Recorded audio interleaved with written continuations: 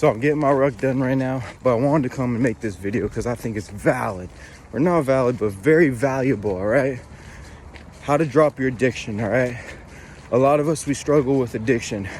I have for many years, and I'm sure other people have for many years as well. But now I'm completely sober, and I don't plan on ever going back to my addiction because I found the key. And there's the key. A lot of people say, no, my family's just addicts. It's just who I am. Hey, I come from a family of addicts too. It's no big deal, all right? A lot of my cousins, a lot of my family members, they're addicts, all right?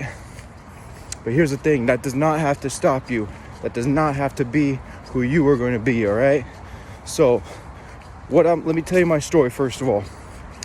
I started smoking weed probably about 14 years old, and a lot of it was to escape pain, all right? A lot of it was I was getting bullied as a kid.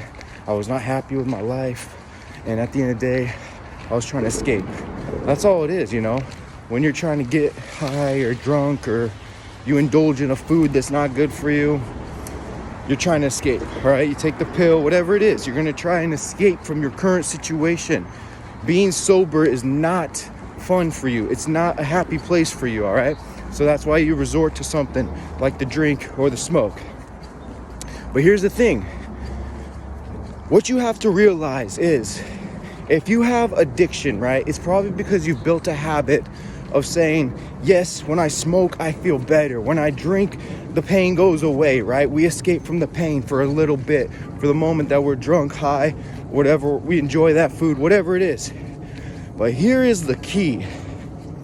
First, you got to admit that you have a fucking problem, and that addiction is not you. That's not who you are.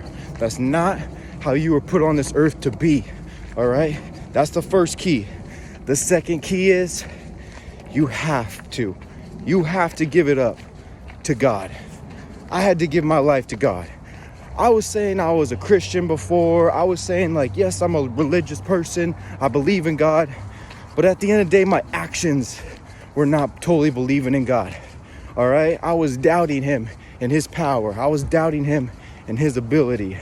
And at the end of the day, you will never survive and never be totally sober and free and happy if you don't give it to God.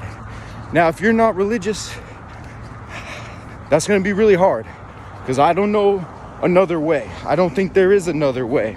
I've tried many times to get sober on my own, saying, no, I'm going to make a commitment to myself, and I'm not going to drink. I'm not going to smoke. And at the end of the day, I always broke those commitments because I had an excuse in my head. Well, first of all, I started not drinking. I was like, well, I don't drink anymore. I can still smoke. And there's benefits, you know, there's health benefits to relaxing and recovering. No, that is a lie. At the end of the day, we cannot lie to ourselves, all right? If you were drinking, if you were smoking, you were lying to yourself. There is no benefit to drinking and smoking, popping a pill, or eating unhealthy foods, all right? So you're lying to yourself. We have to stop lying to ourselves. For me, you have to replace that addiction with something that's higher than you, a higher power. That's why I say I gave it to God. I had to start reading my Bible every day. I had to start reading that daily devotional every day. I had to pray every day, saying, God, you have to give me the strength to not smoke. You have to give me the strength to not drink, to strength to be happy when I'm sober and to get through it. And yes, I did other things. I started taking cold showers. I worked out a lot harder. I started eating healthy foods and whole foods where I wasn't putting bullshit chemicals in my body. And yes, those things help you. Those are good habits to build to replace your bad habits. But the one key thing that I did differently this time that I hadn't done in the past is I surrendered basically. I surrendered to God, and I gave it all to him. And I said, God, you are perfect. You will show me my purpose. You will show me who I'm supposed to be. You will give me the strength to not get high, to not get drunk. And at the end of the day, I have no desire now. And I would never imagine in my wildest dreams that I would never have the desire again. But it's crazy to me. It's like every day I read the daily devotional, I think about that in my head and how it applies to me. I really take this seriously. You have to take it seriously. Now, do I go to church? No, I don't go to church. Am I in a youth group? No, I'm not in a youth group. I'm not perfect, all right? And I don't think you have to take those steps right away. Because having a relationship with God doesn't mean you go to church. It doesn't mean that you're in a youth group or you have a group, okay? At the end of the day, it means that you have a relationship with him by you talking to him, by you trying to live your life the way he would have lived. All right, at the end of the day, you have to say, show me my purpose. And that's where another thing comes. A lot of people, they don't realize, they are like, I don't have a purpose. Yes, you do. You just aren't close to God, and you just don't have that purpose laid in front of you. All right, but you have a purpose on this earth. We all do. He created us to have a purpose, and we have to find that purpose through him. All right, excuse me. The last thing I want to say is, when you're getting high, when you're getting drunk, when you're popping your pill, when you're eating that food that's going to affect your brain and your body, you're not conscious. And the consciousness you have to have to be with God is you have to get sober. You have to drop the drink. You have to drop the smoke. Stop eating the poison. Stop popping the pills. You have to be conscious in your daily life, and that's when he will send messages to you. The messages don't come when you're high.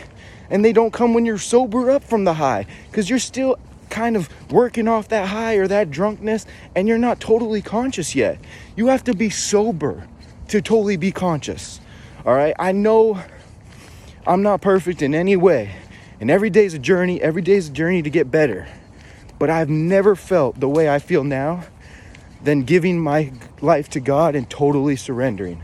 All right, this is the thing. If you want to live a happier life, if you want to sober up, because I wanted to sober up so bad. I really did.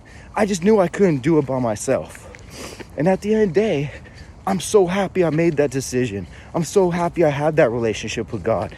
It's made me a changed man. It's made me so much happier in my life.